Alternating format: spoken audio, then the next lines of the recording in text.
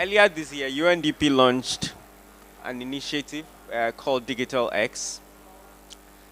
We call it a Partnership for Scale program. So, I mean, the backdrop to this is that last year, this is the second edition. We launched it last year and was open to uh, early stage solutions, entrepreneurs in the early stage. But this year, we decided to focus on only growth stage solutions. And the reason was we learned from a lot from the experience last year.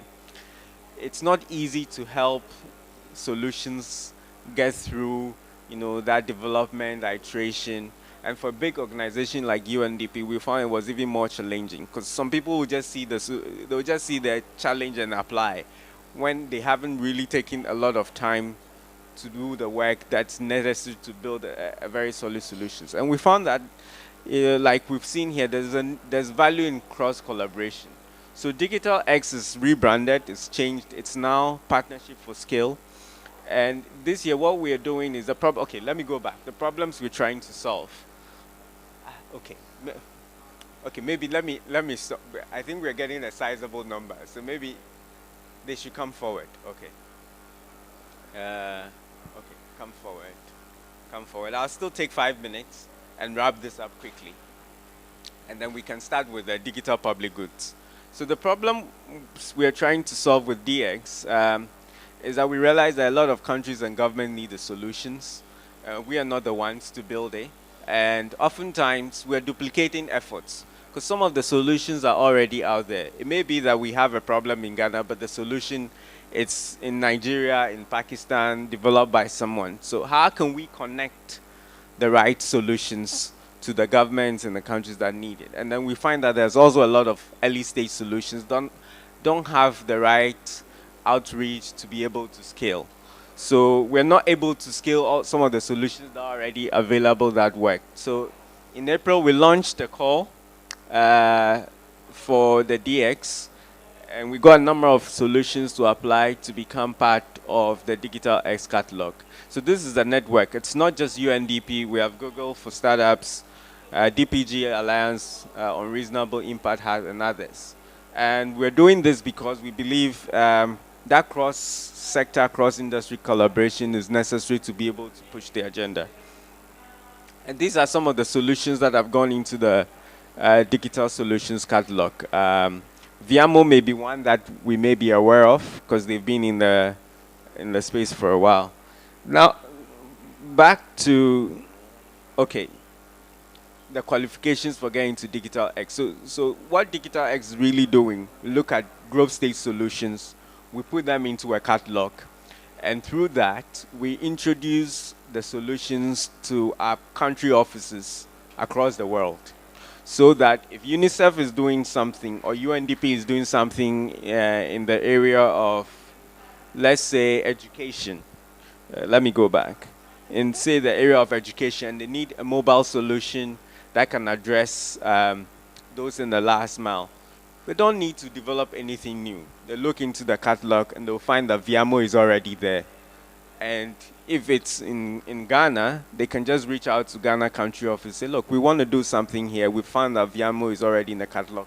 Can you connect us to Viamo? We connect them to Viamo.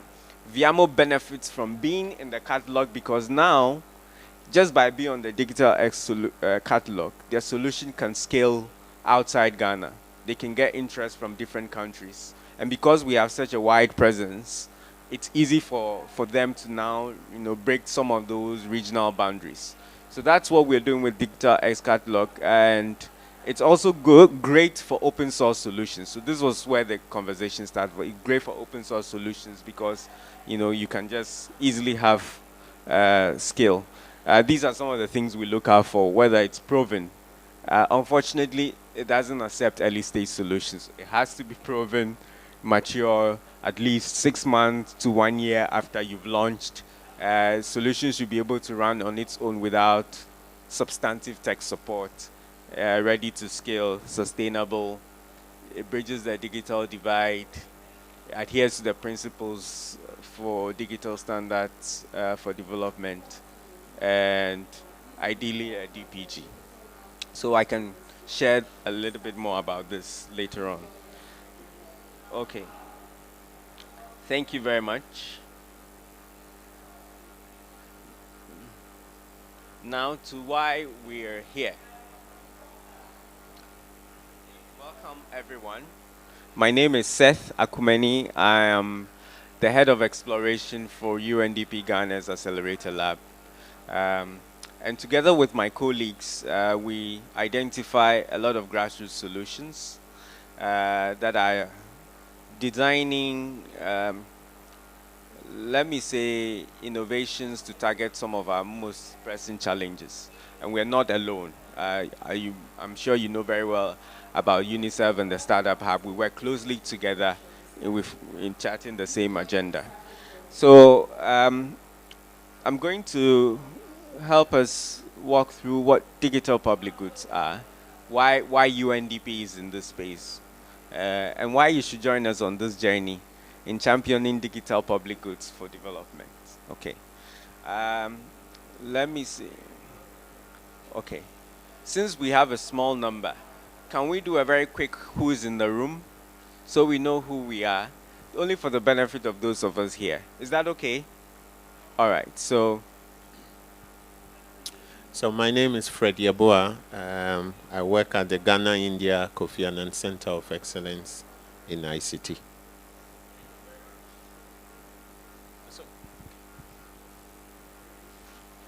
Hello, my name is Diana Say, and I'm a tech entrepreneur and virtual assistant. Thank you. Hi, my name is Desmond. I'm a design consultant, and I'm also the founder of Luminate Career Services. Thank you. Hi, my name is Gerhard. I work with MEST. My name is Do Bonamensa. I'm currently with Raincoat Roofing Systems, handling their digital marketing. Hi, I'm Gloria. I'm the Development Cooperation Coordinator at the Embassy of Israel. Thanks. Hello, my name is Reina. I work with Vision Aid Overseas, a public health company that uses a lot of digital goods. Hi, my name is Ayub from UNICEF. I'm Juliana, Juliana from the Embassy of Israel. Thank you. Gloria. I'm Imano from Manifold Expressions. Thank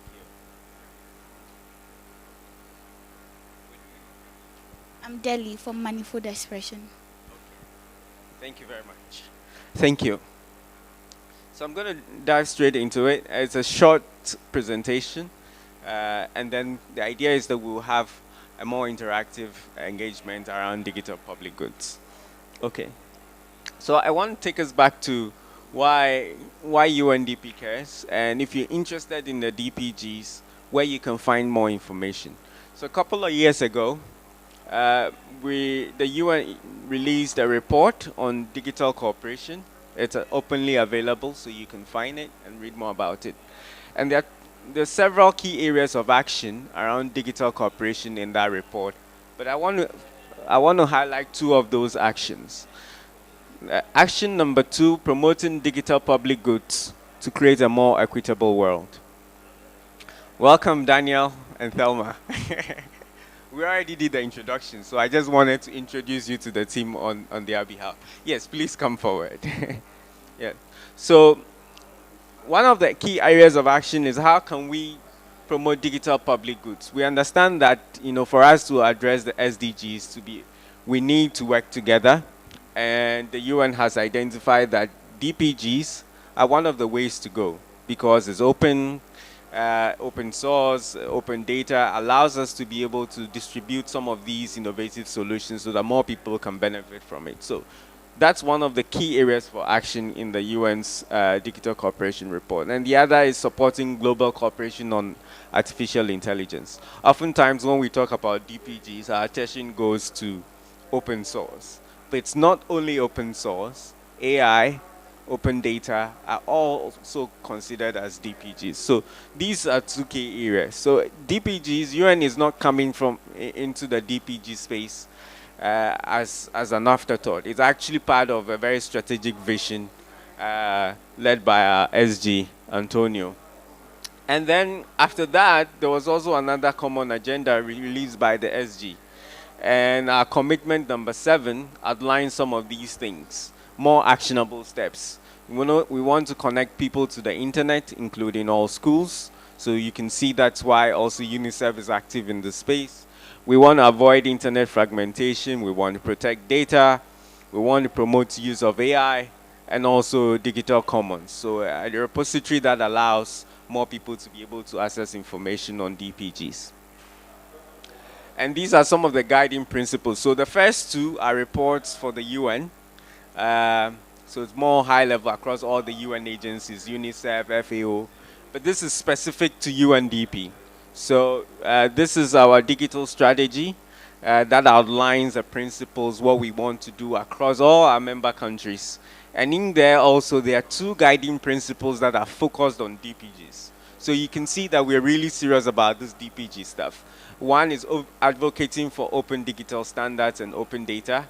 And the other is also strengthening our local digital ecosystems. So all these are openly available, and I can share after if you're interested. So now back to the question that, initially I thought, should I not? Maybe everyone already knows about open source. But let me see. Let's see. How many people know about open source solutions? By hand. Okay, so the slide. No. Okay, now I know people are not responding because I know people in this room who are gurus when it comes to open source and they are not raising their hands. Or should I ask again? Who doesn't know about open source? I think that may be a better way. You don't? Okay, what comes to your mind when you hear open source? Exactly. So that I thought we might have a very simple maybe introduction to open source. Does it mean it's free? Is open source free? Actually not. Open source is not free. Open source is different from free software. Open source is software that can be free to use, modify, and distribute. So it's not free. So you can easily access it. You can access the code. You can modify it with permission, depending on the licensing and stuff, and you can redistribute. But I'm not going to go into the history of it. But it started a long time ago, and the goal was to promote redistribution of software that can also enable us get some of these innovative solutions into more hands to benefit society. So now that we all know about what open source is, because I will ask at the end, let's go into what digital public goods are all about. So as you may have heard from the previous session, there are open source software, open data, open AI models, open standards that adhere to privacy and other applicable best practices. And that's why I showed earlier some of those principles, the digital public goods for development and the principles. It's important. It's not just that it's open source, but it has to adhere to the privacy and these other important considerations for it to be considered as a digital public good. And more importantly, it contributes to the SDGs, and as a default rule, it does not have to do any harm. So that's what DPGs are all about. And UNDP, we're working with governments to support a lot of initiatives aimed at deploying digital technology. And we use what we call a whole of society approach. So we're not only interested in engaging with governments, but we want to engage with developers, we want to engage with others within that ecosystem that can help us support DPGs. So why DPGs? Again, why are DPGs important? They're cost effective for governments. Yesterday I was at Stanchard's Digital Banking and FinTech Festival. And after a panel discussion, I engaged in conversations with one of the government, high government, let me say, delegates there. And he talked about a challenge that government has been facing when it comes to getting software implemented in some of the ministries to talk to each other, right? because these are proprietary software. And they're like, why should I give access to my software? Because everyone is trying to protect their turf. But in truth, government and society will benefit from having these systems talk to each other. So whether it's NHIS talking to the national ID system, we will benefit because we can't go around having different ID systems, different NHIS cards, different this, different that. We need the systems to talk to each other. So DPGs are great because if all these solutions that we are implementing at the national level, at the district level are open, then it's easier for us to push that interoperability, between them. So it's cost effective for government, it's cost effective for us as people. It's designed for inclusion also and transparency, so we can see what's happening in there. It prevents vendor lock-in. That's what I just shared. Some people are quoting huge sums of money to grant access to the software, when indeed they've been paid for that. So it really shouldn't be the case. And also it reduces duplication and increases efficiency. So if we don't think about personal gain and we put national gain at the forefront, then DPGs are the way to go when we start designing solutions. And that's why we're very passionate about championing this course within the IT and innovation ecosystem. So the benefits, DPGs, speed of implementation, support, and costs. We don't have to duplicate efforts. Also, it reduces, fast tracks implementation and lowers risk, yes. So we don't have to build from the scratch, right? There's a is it DIS2 platform that's being implemented in the healthcare system, and is being used by a number of different agencies. Imagine if we had to build that from scratch. It would cost us a lot. So it fast tracks implementations. There's ready support for it. It supports government's digital maturity. So we have now a national digital ID system, which is the Ghana card. And we have also the national digital addressing system. If these become open, then it will also provide an opportunity for those in the ecosystem to be able to build on top of that platform, right? So this can also help us as a country, develop better in terms of our digital ecosystems. Comes with community of contextual knowledge, yes, because it's not just free, but also you have access to documentation that enables you to learn more about it. If you want to contribute to building the solution or developing it further, that also allows us to do that. It requires funds to implement, but it reduces overall lifetime costs. That's true.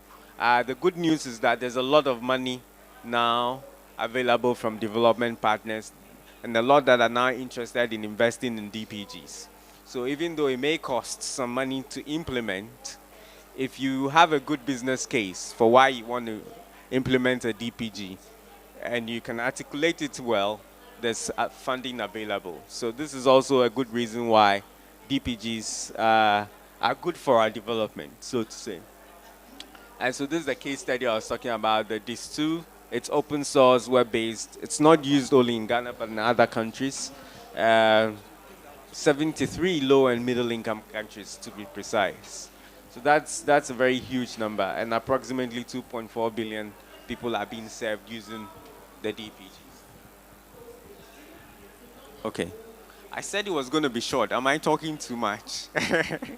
Okay.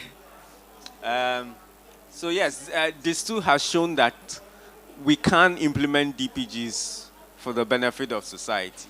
And it's not just, for a small community. And we want to encourage the development and implementation and use of more solutions like this in healthcare, in education, job creation, and other very important sectors. So this is a very important case study for us. Now, what is UNDP's role in accelerating DPGs? There are a number of things that have been outlined there. First, I would say that we're a co-lead together with UNICEF and others on the Digital Public Goods Alliance. So we want to advocate for the use of DPGs locally. I think that's part of what I'm doing now. Advocate for the use of DPGs Uh, Also, we want to support governments with the implementation of DPGs, right? So, and that's why we're interested in having everyone become a champion in our own small way, so that we can send the message out. If you have an opportunity to work with a government agency, uh, and if it's on a tech solution, if it's anything that has an opportunity where you can embed digital, you ask them, can this be open? Can this be an open source solution? Can we apply something that can make it more widely available for the society? So it's not just UNDP, but we want to work with the community to also support government in implementing DPGs. And we want to empower the local digital ecosystem also to create, implement, and maintain DPGs.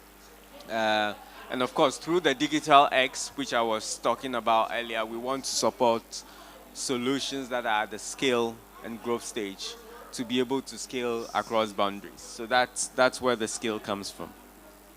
And this is just a snapshot of some of the local and global actors in the DPG ecosystem. So we have the Digital Public Goods Alliance, and you see the alignment with the UN's overall digital cooperation. At the regional level, we're working very closely with the regional and local level. We're working very closely with UNICEF, but there are others also in the space. And very importantly, like I mentioned, there's funding coming from Omidaya Network, German Corporation, and others. There's also a DPG, DPI financing working group that has been established together with representatives from UNDP. And some of the conversations we are having on that group is really interesting. And I think we don't want to be left behind as a country. So we need to get in early and support. And these are just some of the open source, established open source slash DPGs that are available that we can look up to. And you can find more of these on the DPG registry. Okay, so now to the last section of my presentation. So, like I mentioned at the beginning, we're now trying to localize some of the strategies that I shared earlier, which is the DPG for development. So what is the role at the country level? What's UNDP looking to do at the country level? Our country focus here. So starting next year, we're going to launch a project called the Digital Public Goods for Development. Together with my colleagues, we're engaging government agencies. Okay. We're engaging government agencies like NITA, like Ministry of Communications and Digitalization, to explore ways in which we can support the ecosystem and how maybe some of our foundational systems could become DPGs or could be made to adhere to some of the principles. And when we talk about the foundational ecosystems, the important ones are identity, digital identity. It's good now we all have, well, almost all of us have the Ghana card now. It's really very important. Then we talk about our payments. We know now Bank of Ghana has introduced the sandbox that's going to help with also innovation within the fintech space. Is really going to also contribute to a lot of developments in there, because for us to develop, we must make it easy for people to be able to access services and pay for them. So payments and that exchange is also a very important foundational protocol.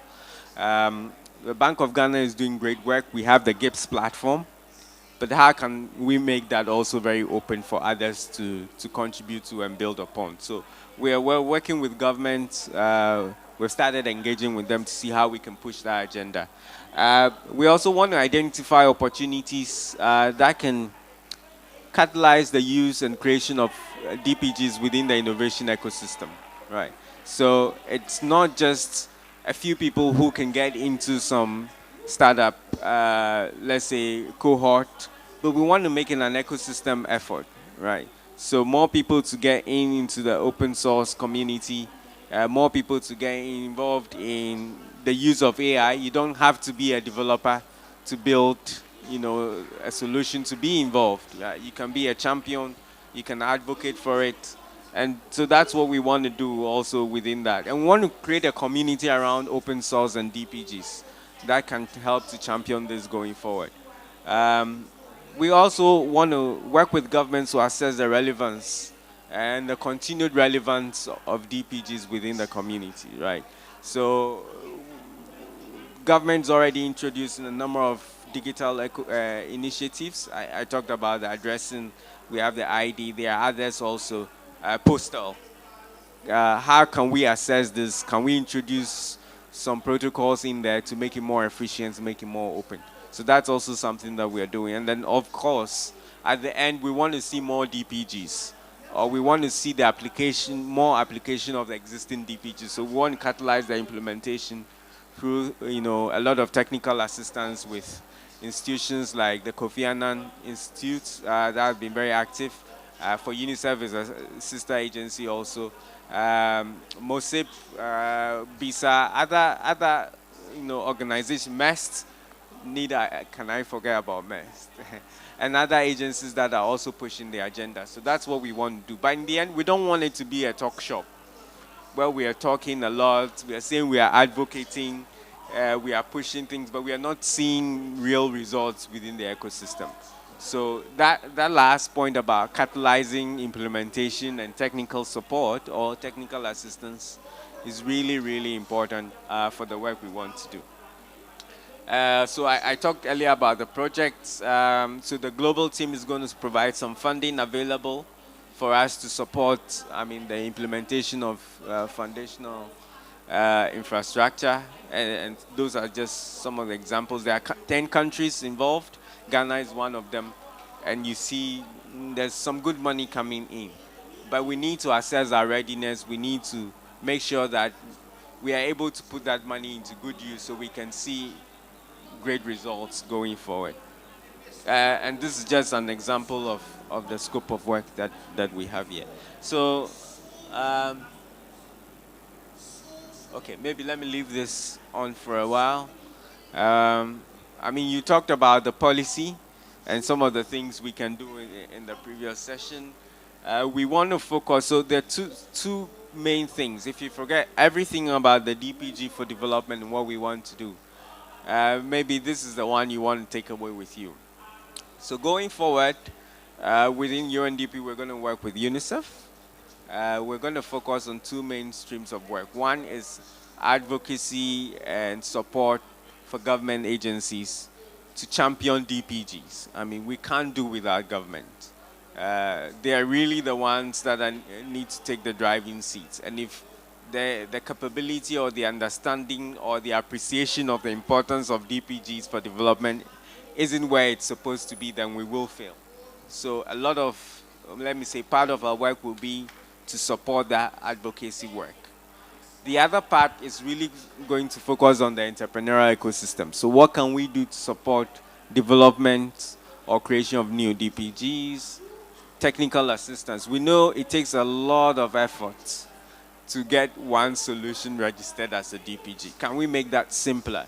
So that if there's someone building a solution in Navrongo and doesn't have the opportunity or the space to be able to come into a startup program, that they know what they need to do to be able to adhere to the principles and even apply to become a DPG. Can we have a desk, for example, that can support people that are already applying for the solutions to become DPG? So that solution identification, deployment, and ecosystem support is something that's going to be really key for the work that we want to do going forward. And of course, we're going to build on some of the materials already available. There's an accelerator guide developed by UNICEF, which is fantastic. And if you haven't seen it, I encourage you to take a look at it. But work together also locally with other agencies, AIT, IMS, so that we can develop that community, identify local champions who can help us evangelize on the use of DPGs. So this is in a nutshell is our focus as a country office on what DPGs are, where we want to go with it.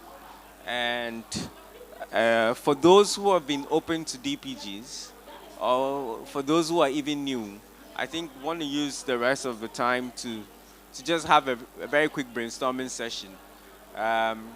What can we do to really take this work going forward. If you've never heard about DPGs before, and now you know about it, what do you think we can do to make it more widely known within your own small communities? And if you know about DPGs and have worked with DPGs before, what are some of the challenges that you have experienced in your development or the implementation of DPGs? So we're going to just have a very interactive conversation. I think we really should have started in a circle, but it's fine. So just to share ideas about what we can do to take this forward. And we can use the sticky notes.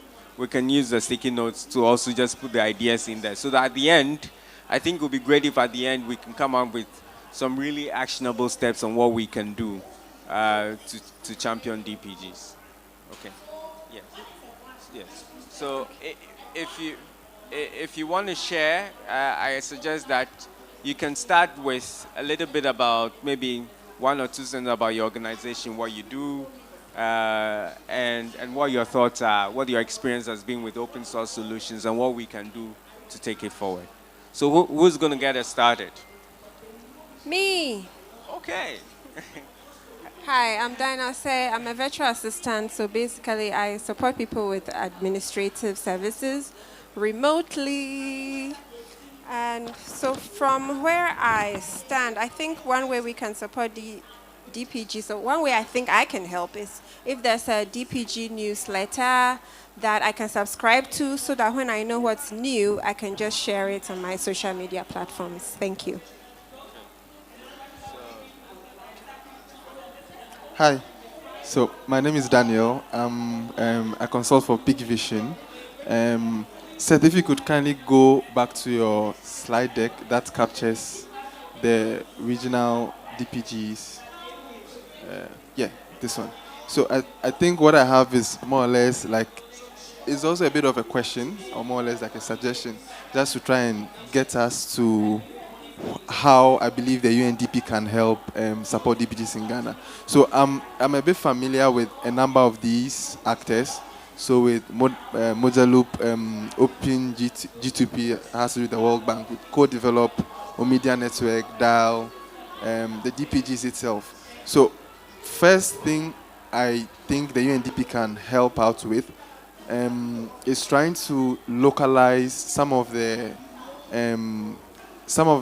documentation that these organizations bring. For example, I know that somewhere last month or last 2 months, Dial with a number of ecosystem partners, they brought out, they launched the Digital Public Goods Charter, and I think that had a lot of input from a lot of the partners, from Bill and Melinda Gates Foundation, the Media Network. A lot of these partners came on board.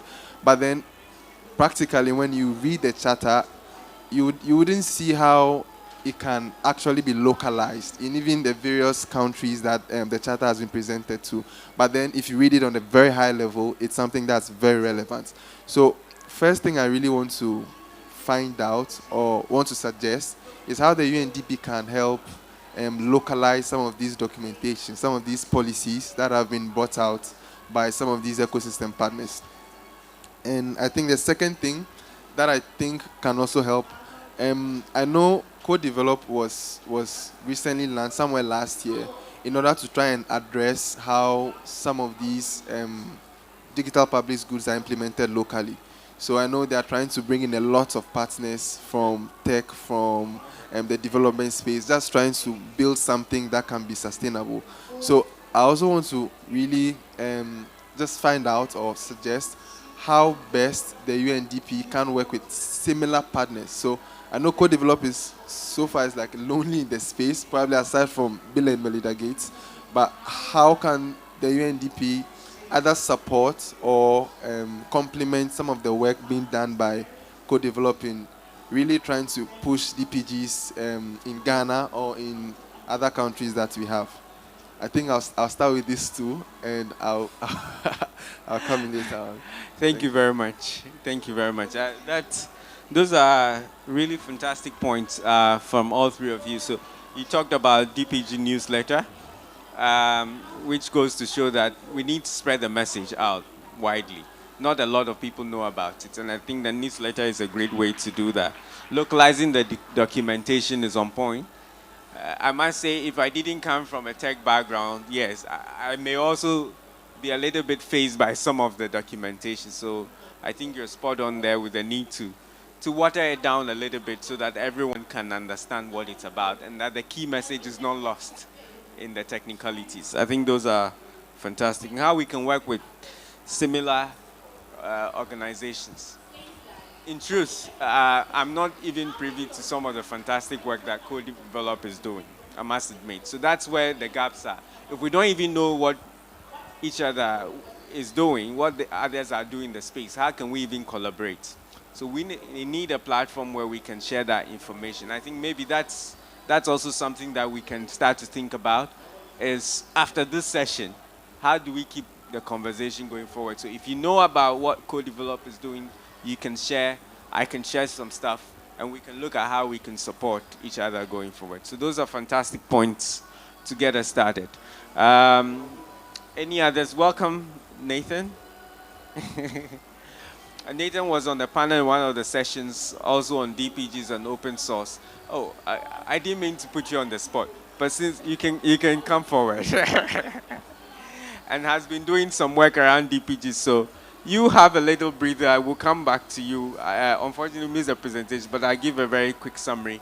And for those who've also just joined us, a very quick overview about what we have discussed so far and how you can contribute. But I think Thelma wants to make a suggestion. Yeah, so. it's more of a question. Okay. So my name is Thelma. I consult in the area of marketing and communications.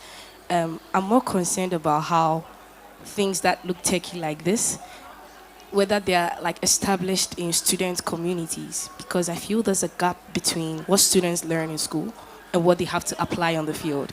So if someone is coming straight from the university, how do they relate that knowledge? Where is the bridge?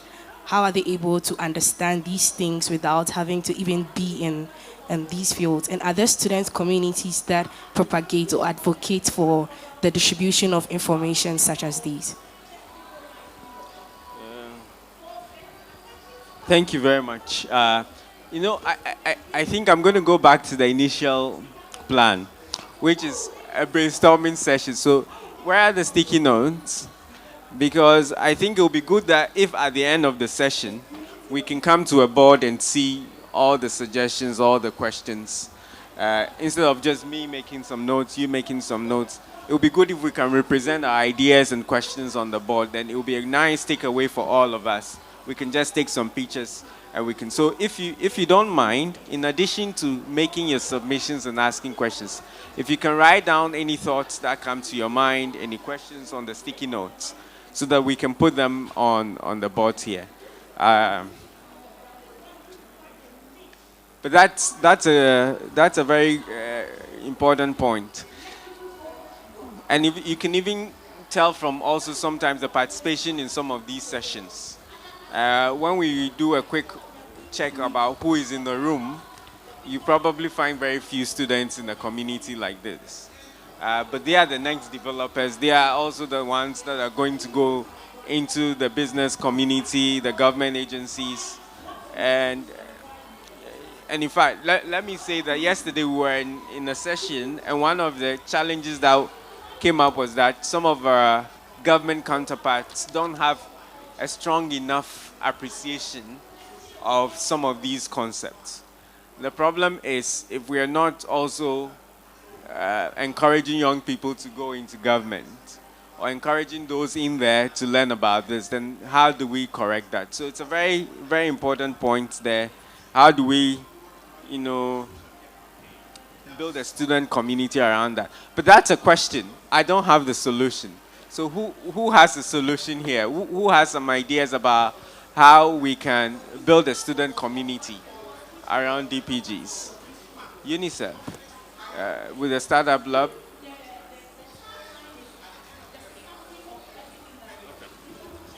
I think the Ministry of Communication and Digitalization has a program, Girls in ICT, that visits most of the schools, in trying to impact ICT skills.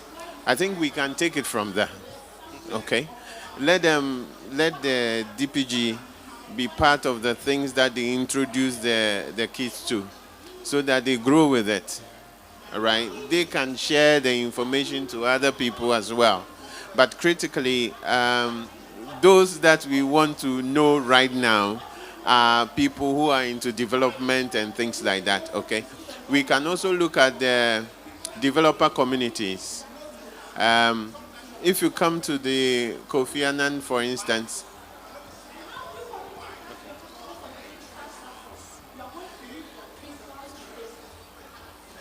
okay, there are groupings that meet in most of our centers. The open source community meets there. IoT network, they meet there in all the centers. And I believe there are also other meetings in other centers. We can also target such group because they are matured and they are the people we want them to really understand this and take the advantage now. Okay, so those are the two approaches that we can also take to make sure that people are aware of the DPGs. Absolutely. I agree. And we should have some, should I say, innovation communities on campuses, right? Do we have any like that? Tech and innovation clubs? Because I know about ISEC and co, but not, are these for those? I know ARM is starting a students ecosystem clubs. I think started somewhere this year. So ARM Technologies. Okay. So I know they've started partnering with engineering and computer science departments. So I know we have in Wisconsin, we have in Legon, we have in Ashesi, we have in a couple of these new innovative tech. So I think that's a place that we can start from, partnering with some of these organizations, and then just localizing the education from that front. I think that's a great point as well. So, okay. Yes. No. Okay. He's responded to. Okay. Yes. So creation of. Hello. Yes. So creation of a student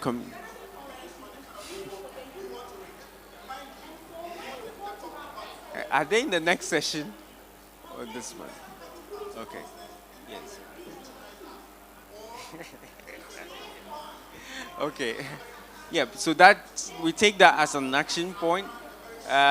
In UN we say leave no one behind. So here we want to say we don't want to leave the students behind. They are the ones that are going to go into the developer communities and the innovators. So we need to take an active interest in bringing the information to them through the tech hubs. And I'll be interested to follow up with you to see what we can do in that space. Okay. So I think we have some interesting points there. I know that Nathan has been doing some work around DPGs. So I want you to share a little bit about what you've been doing, in any form that you want, so that others can also learn, from UNICEF and what you've been doing, how we can support right after his submission. Yeah, okay. I just want to add a point on the whole idea of DPGs. So looking on the ongoing discussions, it appears that it's not something which is very common to people. And probably its existence is not known. So there is one strategy that we can start with is to advocate and also to disseminate and find a way that more people would be informed about DPGs. Where can they be found? Sometimes we ask ourselves when we are talking of these open resources, are we talking of Facebook, Twitter, or are we talking of these different software that are being developed? So there are a different opinion around that. So if people are more informed about it, the availability of those sources, and the fact that they can adapt one and modify into the business they want to involve with, and then we can have a big opportunity for more young people to get involved into it, and the community in general at village level, people with a phone can just know how to modify a software and use for their own good. So I think we need really to make the community aware of the existence of these things. Thank you very much. I couldn't agree more with that. There's a need for a lot of advocacy and disseminating the information around DPGs and taking it to the level. I think this goes to buttress the point I think either Daniel or Thelma made earlier about making the information easily readable, easily accessible, and something that everyone can understand. Was my presentation technical? Maybe that's where it starts from. It was okay? Okay. But I think we need to improve on that, making sure that everyone can understand it. Yeah. All right. So you have some questions? Just to add up to the point, I have a background in design thinking and human-centered design, and honestly, some of the, let me say, obstacles that are faced a lot are user perception, which sometimes is actually really demonstrated here, that even with the Innovation Week, the amount of things and resources available are insane, but it will be associated to, oh, it's only for these kinds of people. Even if that's not the case and it's open to everyone, people would automatically build their own perception of it. So with some of these things, even just as somebody now even entering the startup space, it's something very new, and then there's no information. Okay, yeah, there's the documentation, there's everything, but okay, first question for a startup founder, for an individual, what's in it for me? How do I benefit? What can I tap into? What does this open me up to? Sometimes, and some of these questions, usually, again, you ask a tech person, they are giving you all the technicalities, and sometimes you just want it to be that, okay, so you have access to this network. So you have access to the fact that if you don't know, maybe technically you might feel like you need to go to UN, which in itself is very big, or they're just a representative of the UNDP in your community or in your area who is an advocate for the program that you can go to, ask your questions, and they'll explain it to you based on your particular context. So in that way, it just kind of, just to touch up on that point, it brings us to a local sense that it's not an out there thing that it's only for a kind of people, it's only in this niche people, but it's something we want to do for the good of everybody. And then secondly, to on the startup part where the perception around, oh yes, a digital public good, oh, open source is for everybody. Because a lot of startup founders who are fundraising, they are looking for their USPs, they are looking for their main thing that they can use to actually make their businesses sustainable. So immediately, the perception would come in where, does that mean I have to give up what I'm making? That was the point of me making. So a lot of people are looking for profitability, sustainability, how can we grow, how can we develop? And then the perception starts to shift to, oh, open source, again, just to the misconception, oh, it's free or it's open. How does that now affect my business? Which immediately starts to make it come from a negative point of view. Meanwhile, because there's also not that information like you are saying where it gives you access to maybe coders to even build something better than you initially planned. There's these benefits to this thing. Yeah, so just for the advocacy of it, and also to be able to, for somebody, if he's interested or she's interested, to be easily onboarded and at least get a fair idea of even where to start from if I want to be involved in this thing. Thank you. Thank you very much. And my takeaways from your submission is we need more local champions for DPGs, because like you're saying, people might hear or might come across this report or DPG thing, and it might look like it's only for a privileged few, and it's not immediately visible or clear how they can also benefit from it. So it's good that it's a very telling submission, because there's only one UNDP Accelerator Lab and one UNICEF Lab, but the message needs to go across the country. So we really need to create that network where it's not just UN agencies championing this, but we can work with you, and you can, that we can work together, work with you, so we can disseminate this to as many people as possible. And also, I think the other thing I took out, we need to clear some of the misconceptions or misinformations about this. It's not only for tech people. It's not It's not about free stuff. If you're starting a business and you want to build a for-profit, you can actually build a DPG and still benefit from it. And even more so if you're thinking about impact. If you want to do something that will benefit a wide number of people, benefit society, there's a lot of talk now about the triple bottom line, right? And if that is something that resonates with you, then this is a way to go as well. It's not the only way to go, but this is the way to go. So it's important. I hear you clearly that we need to work together to clear that misinformation as well. Create local DPG jumpers. But I think we can start from here, right? And maybe that could be a way to end the session. Is how do we keep the conversation going, so we can share the information, not just once in a year we come to GDIW and we come and have a nice workshop, then we go and do something else. And maybe I'll come to that point here. But I want to give some other VIPs in the room a chance to speak. So I'm looking at the back, I'm looking on the left. Anyone else wants to make a submission before I introduce another question?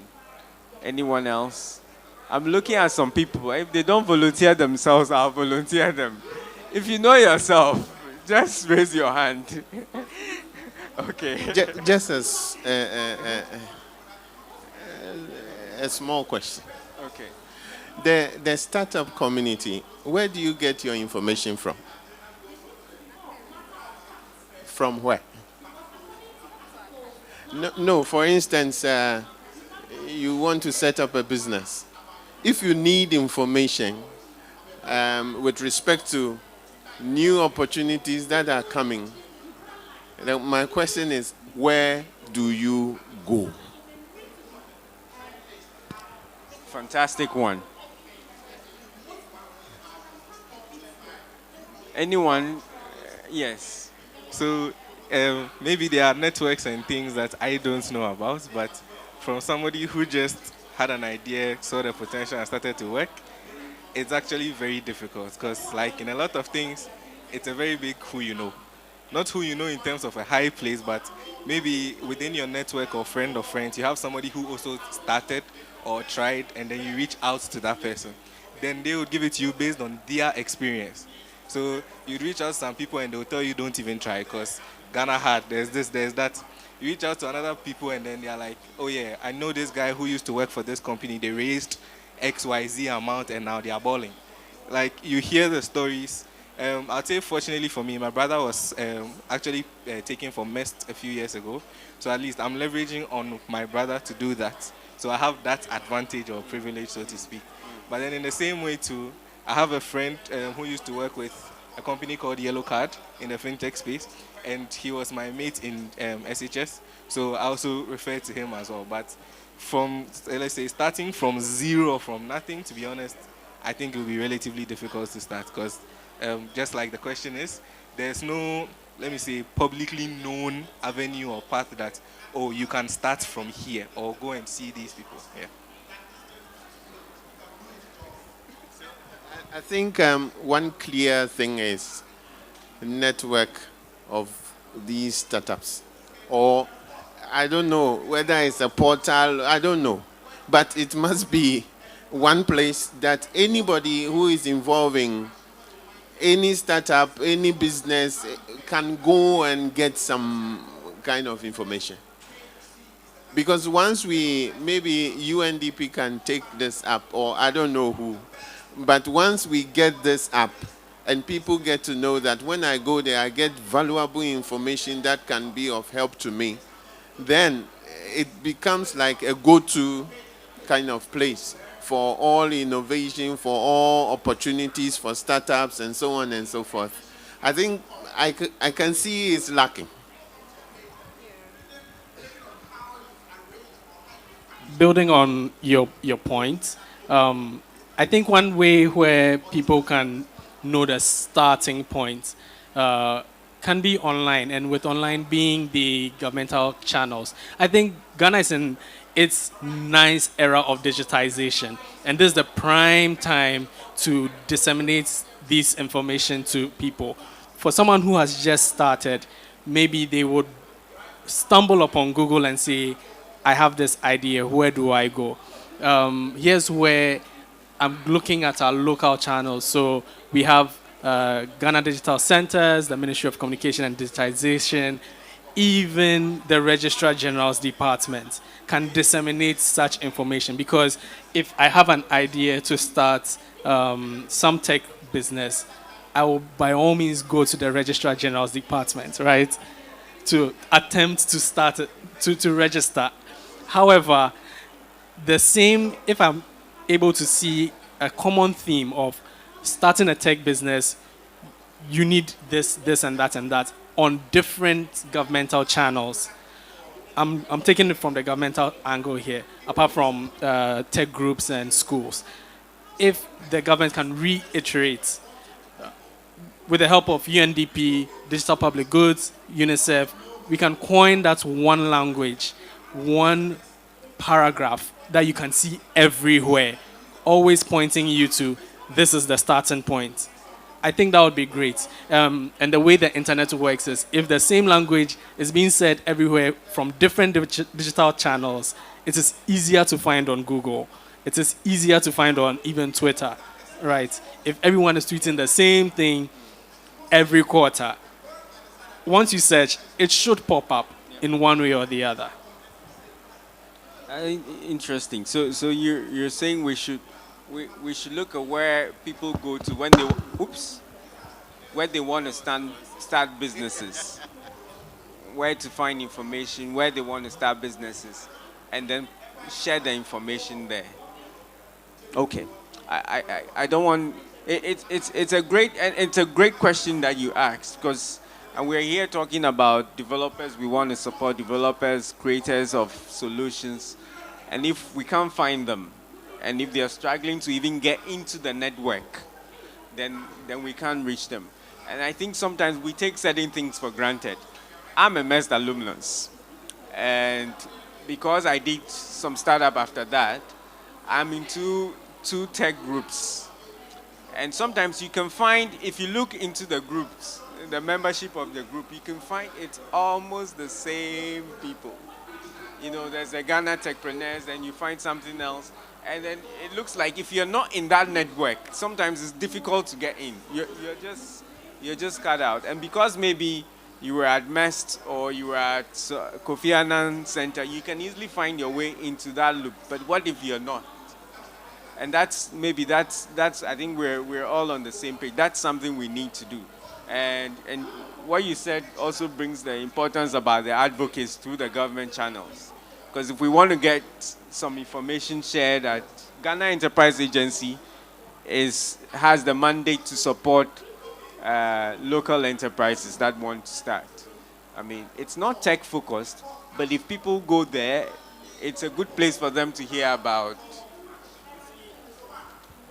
My worry is that before you get to the Registrar General or whatever, you know your way out.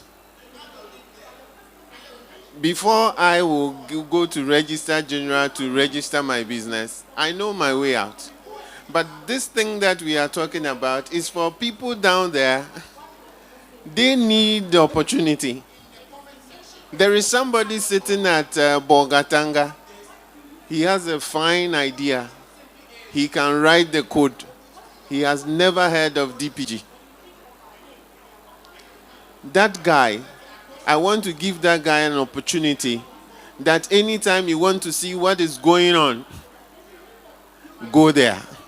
And once you get there, you will get to know what is the latest news about opportunities for businesses, startup, funding, you know, that kind of thing. I don't know whether the projects we worked on, the digital gateway, can be of help if we can integrate some aspects in there so that it's like a go-to place for, you know, I wish the Ghana Digital Innovation Week is every day. Do you see? Because even that, you see those people in Greater Accra, we are enjoying this. Those in Ashanti, Bono, they have no clue what is going on. But then we will end up, having startups only in Accra. But that is not the idea. So I'm just dreaming. I'm thinking of a network where it doesn't belong to one specific startup group, Ghana Entrepreneurs or MEST or anybody. Okay, but when there are opportunities like this, we throw it there. We try as much as possible to create traffic so that anybody who even have an idea of creating a business and doesn't know where to go. Because frankly, if you go to the registrar or wherever and you go and ask them, how do we start a business? I mean, you go and ask this officer, go and ask this officer, go and ask this officer. Before you get to know it's 4 o'clock, everybody has closed. You're out. Do you see? So,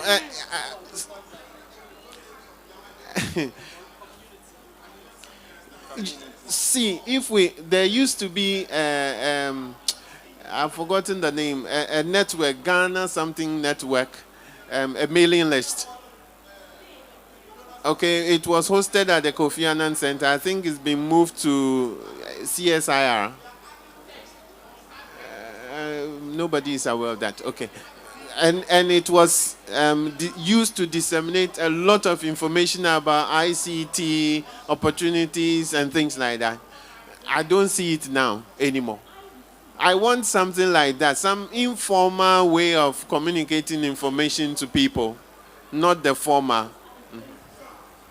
Just to support what you're saying, we could look at informal ways.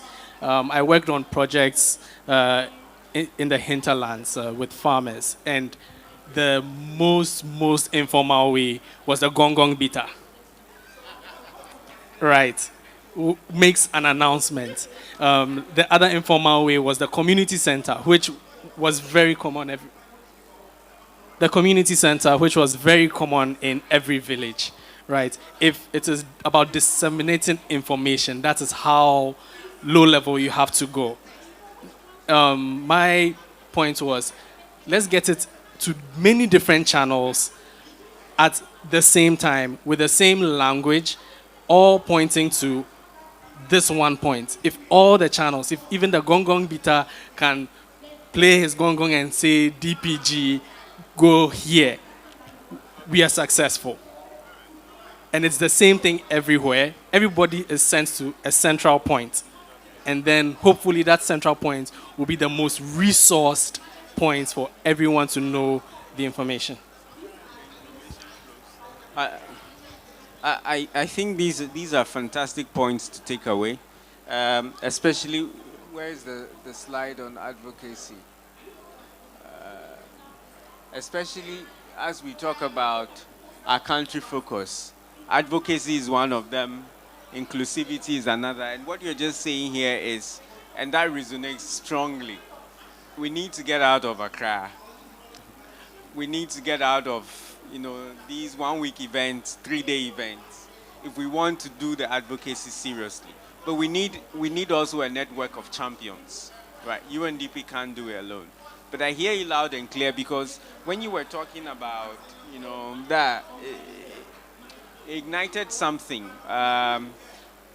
Last year, as part of the work that the labs were doing, we did something called taking AFCTFA to the grassroots.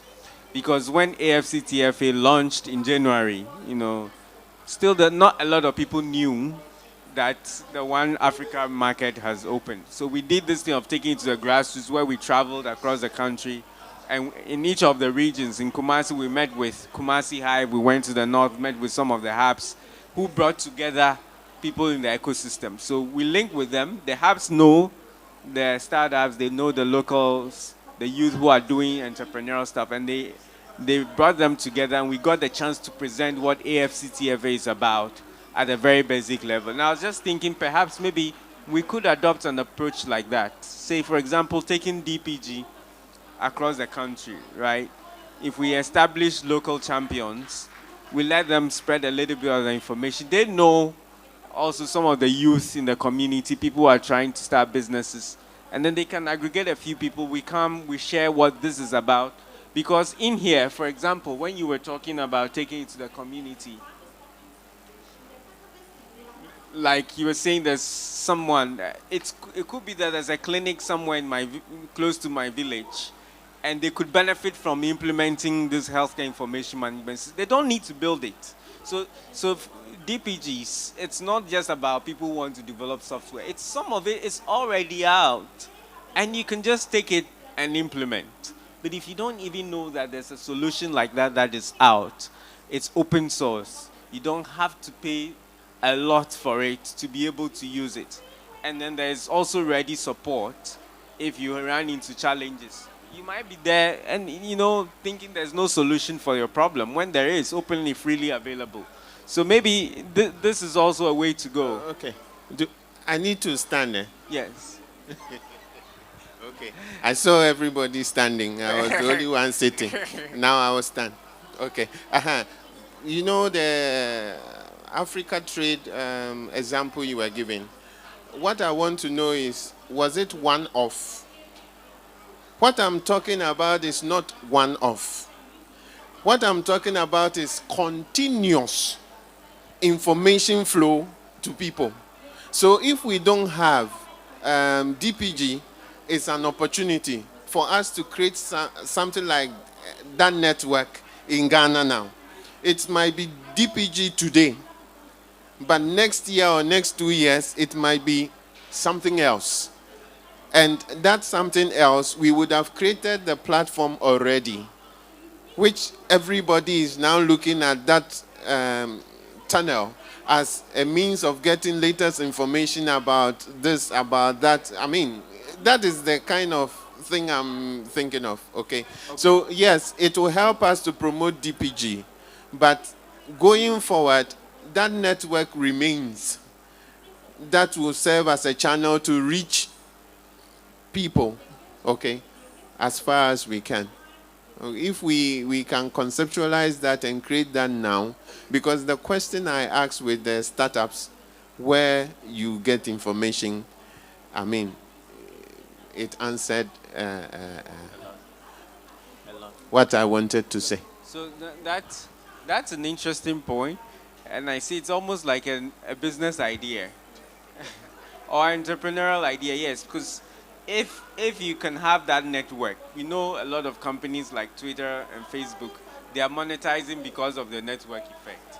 So if we can have a network where any young person who wants to start a business can go to and access information. Today we're talking about DPGs, so our focus is on DPGs.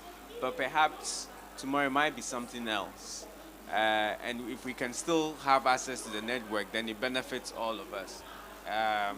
But he has shared an idea that anyone who wants to take and run with it can take and run with it. But I might be a little biased and say, let's start with DPGs. Let's start with how we can create a network of champions around DPGs. Daniel talked about the schools. Telma talked about making the language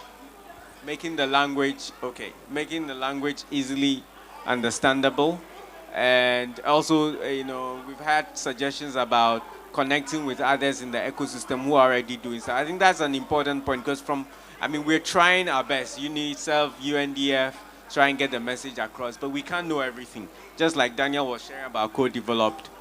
So how do we take this forward? What do you think should be the first steps that we can implement? We don't have much time. So there were some people that I wanted to point out.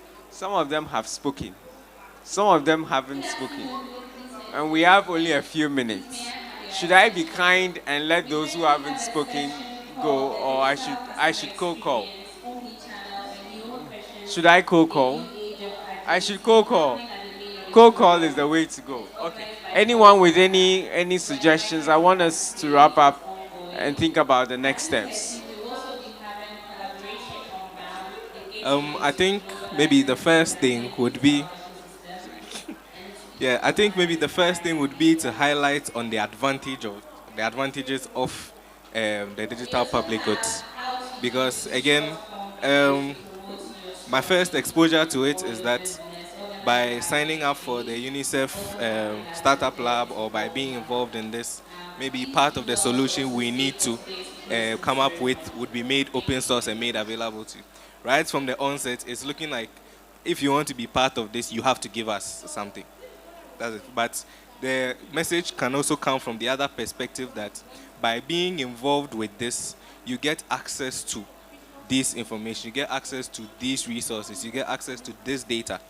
So we could even have people just coming, even if we get multiple, let's say, founders, institutions, all using different GDPs, sorry, DPGs, sorry. We would actually have people within the users who would actually also see, okay, I benefited this way, so I also want to contribute in this way. Then we can have that flow, we can have that give and take, we can have that relationship. Yeah. Thank you very much. So I think a lot of the suggestions have centered around some key points. One is communication or information flow, making sure the information around DPGs, the advantages, are easily accessible. We can get to a large group. The other is also around network, creating a network of champions around DPGs so that anyone can access that information, because currently it looks like we have closed networks of tech people who only have access to this information. Now, my next question is, if you had $30,000 and you have to do something around DPGs and advocacy or supporting people, what would be the first thing that you do? What would you focus on? If you had $30,000, what would be the first thing? Would it be creating that network? Would it be information flow? What would it be? What would you do if you had $30,000 to support the work of DPGs? Anyone? There could be prizes, There could be prizes, so I'm listening very attentively. All right, so I don't know if 30,000 would be enough or would be too much. Okay. However, if I had the opportunity, the list of digital public goods in the registry are vast. The first thing I would do is to look for the different needs. There are different registered digital public goods here. There are some that help girls, there are apps that help girls track their periods. There's one I was using yesterday that helps farmers demarcate their land and know when to plant, when not to plant. It's mainly targeted for agric extension officers. So there are many of these products here. So my first step would be to find a way to get the need in every community. And then with every need, there's its solution or its respective DPG solution here. So that's it. Okay, thank you very much. So if you had that pot of money, you first do a need analysis, find out what each community needs, and link them or map the DPGs to them so they can implement. Okay, maybe that might qualify for the $30,000. Let's see what you have. So for me, I would actually like to build up on what he just said, where by now doing the need analysis, coming from just the design background, now the next step of that would be to communicate it based on the different communities. So for example, with the agricultural solution, now that the analysis has been found, because this is the first time I'm hearing of even some of these solutions, now do those communities, do those networks actually know this is available? If not, then we actually push a communication channel, marketing, whatever it is, towards them knowing that this solution is available. So then that money will be going to distributing these things. So if it's a community that's maybe education focused or has a lot of schools, the communication goes that way. If it's an agricultural, it goes in that way. If it's fishing, it goes in that way. Just so that at least in the specific context of each of them, we are not telling them that this is the DGPs in general, but based in your context, in your community, as a solution, this is what the DGP can offer for you.